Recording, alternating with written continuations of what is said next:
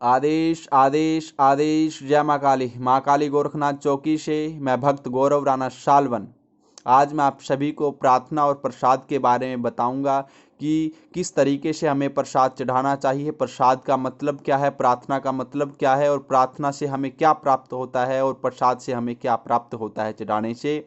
मैं आप सभी से अनुग्रह करूंगा, जिन्होंने चैनल को सब्सक्राइब नहीं कर रखा है कृपया चैनल को सब्सक्राइब करें और बेल आइकन जरूर दबाएं ताकि तुरंत आपके पास नोटिफिकेशन आ जाए। जो नीचे रेड बटन दबा हुआ है सब्सक्राइब लिखा है उसको सब्सक्राइब करें और जो साइड में घंटी बनी हुई है उस घंटी को जरूर दबाएं और उसको ऑल कर ले ताकि आपके पास सारी हमारे दरबार की नोटिफिकेशन आपके पास तुरंत पहुंच जाए और आप तुरंत वीडियो को देख ले।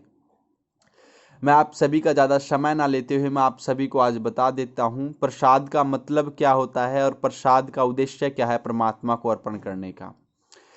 जैसे ही हम दरबार में जाते हैं, किसी भी दरबार में जाते हैं हम, तो सबसे पहले हम प्रसाद लेते हैं, लेकिन माताओं बहनों भाइयों को उसका ही पता नहीं कि प्रसाद का मतलब क्या है।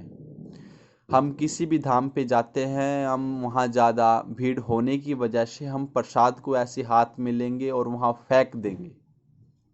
उसको हम आदर से नहीं चढ़ाते कि सोचते हैं कि हाँ यहाँ से हमने माँ के दरबार में हमने यहाँ डाल दिया और ये अर्पण हो गया। आज मैं आप सभी को बता देता हूँ प्रसाद का मतलब क्या है। प्रसाद पैर प्रभु के शय आद साद द दर्शन, प्रभु के साक्षात दर्शन।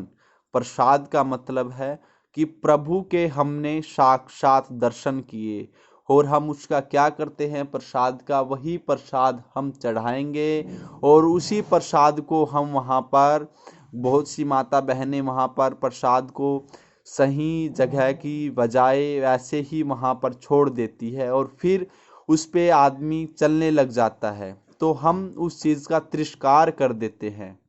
तो कदापि जब भी आप प्रसाद चढ़ाते हैं तो इस बात का विशेष ध्यान रखें कि आपको प्रसाद कैसे चढ़ाना है। प्रसाद हमेशा आप पंचमेवा का लेके जाए या मिश्री का लेके जाए ताकि वह प्रसाद जब भी हम चढ़ाए तो वह माँ को अर्पण हो और जो मंदिर में बैठे हैं उन पंडित जी को दे या प्रसाद को जो हम वहाँ ऊंची स्थान बनाया हुआ है प्रसाद का वहीं चढ़ाए, उसका नीचे ना गिरने दे, क्योंकि अगर हमारा प्रसाद नीचे गिर गया तो उस परमात्मा का हमने निरादर कर दिया। क्योंकि प्रसाद का असली मतलब यही है, प्रभु के साक्षात दर्शन।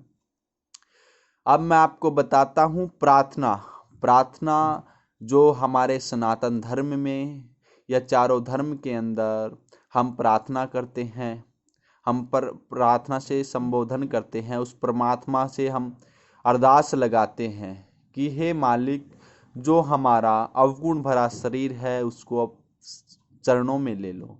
लेकिन लोग वहाँ अपनी बातें रखना शुरू कर देते हैं कि मालिक मेरे को कार दो, मेरे को साइकिल दो, ये वगैरह अपनी ज़रूरतें रखते हैं। उस परमात्मा को सब कुछ पता है, वो जानी जहान है, उन्हें हमें बताने की कोई ज़रूरत नहीं है। सिर्फ हमें प्रार्थना क्या करनी चाहिए, हे दाता सभी को सुखी रख, सभी पे अपनी कृपा बना के रखना। प्रार्थना प्रार्थना हमें उस परमात्मा से जोड़ती है। प्रार्थना हमारे शरीर के अंदर पॉजिटिविटी उत्पन्न करती है। प्रार्थना हमारे सारे विकारों को हटा देती है। जिस टाइम हम दरबार में बैठ के प्रार्थना करते हैं हमारा सीधा मन उस परमात्मा में लग जाता है। प्रार्थना का प्रमुख उद्देश्य तो वही है, उस परमात्मा में लीन होना। तो कृपया इन बातों का आप ध्यान रखें और इन बातों को बैठ के ध्यान करके मनन करके इस बात को वीडियो को पूरी सुन के उसके पश्चात अगर आप पूर्ण तरीके से आप प्रार्थना करेंगे और प्रसाद का निरादर नहीं करेंगे तो आपको किसी भी प्रकार की कोई विपत्ति नहीं आएंगी। और जिन माताओं बहनों भाइयों से ये कर्म हो गया है वह माँ से क्षमा जरूर करे कि माँ हमसे वहाँ पर ऐसे हो गया था, उसके लिए हम क्षमा प्रार्थी है। और कहीं भी जाए आप मिश्री का ही भोग लगाए या फ्रूट्स ले, फल ले, ताकि वह एक साथ वितरित हो। आप खील लेते हैं, वो खील खिंड जाता है, वहीं दरबार में किसी भी कैसे भी हाथ लग जाता है तो उस चीज़ का निरादर हो जाता है। तो इस बात का आप विशेष रूप से ध्यान रखें। और अगर आपको यह वीडियो अच्छी लगी है तो इसको कमेंट ज़रूर करें, लाइक करें, शेयर करें, और किसी भी प्रकार का आपका प्रश्न है वो नीचे वीडियो में कमेंट में लिख दे। हम उस पे ही दोबारा आपके सामने वीडियो प्रस्तुत करेंगे। कल हम आपको साधना की वीडियो बताएंगे। जय माता दी।